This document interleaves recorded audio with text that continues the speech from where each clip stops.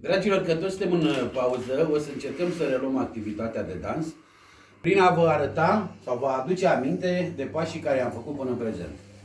Să începem!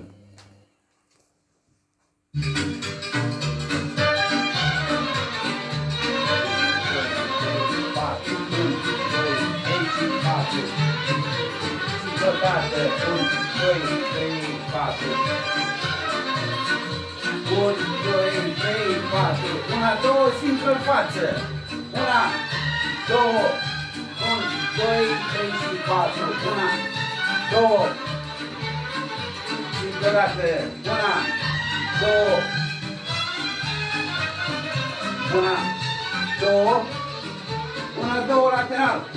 Una, două, simplă, 1, 2, 3, 4, 1, 2, 1, 2, 3 și 4, 1, 2, 1, 2, 3 și 4, 1, 2, 1, 2, 3 și 4, vorăm la părți, 2, 1, 2, 3 și întoarcem, 1, 2, 3, 1, 2, 3 și întoarcem, 1, 2, 3, 1, 2, 3, 4, 1 și o luăm de la început.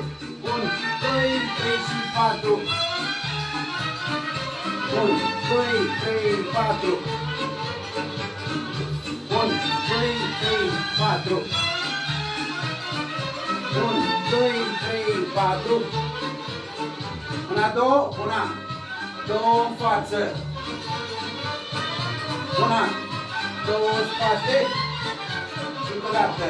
Una, două în față. Una, două în spate. Simplă dreapta. Una, două. 1, 2, 3, 4. Una, două.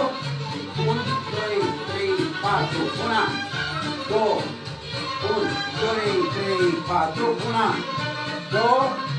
1, 2, 3 și 4. Dublă. Ora.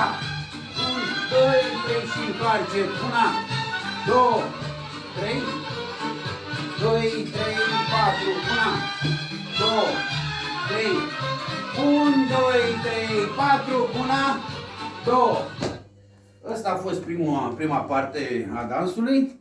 O să continuăm cu celelalte jocuri.